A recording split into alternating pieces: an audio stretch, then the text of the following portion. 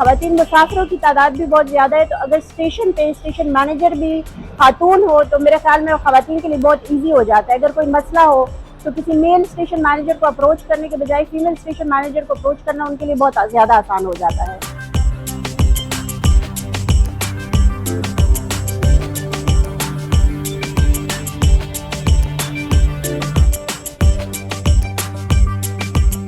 सबसे पहले मैं आकर अपने बायोमेट्रिक लगाती हूँ, लोगों पे असेंबली करवा देती हूँ। असेंबली के बाद हम अपना काम ही शुरू कर देते हैं। सबको अपना अपना, जिस तरह जनरेटर का काम है मैं उसको ना अपना अपना काम पे लगा लेती हूँ, और सिक्योरिटी का जो है ना वो अलग काम है, सिक्योरिटी को अपने अपने काम पे लगा लेती हूँ। इसी तरह हमारा सारा दिन ये एक्टिविटीज चलता रहता है। सर इधर हमारा ज़्यादातर 60 से 70 हज़ार फीमेल जो है ना वो सफ़र करती है। हमारा कोशिश ये होता है कि हम इनको बेस्ट सहूलत मुहैया करें। इन लोगों को जितना भी हम मतलब गाइड करेंगे ना, उतना ये लोग बेहतर से बेहतर सफ़र के लिए इधर आ सकती है।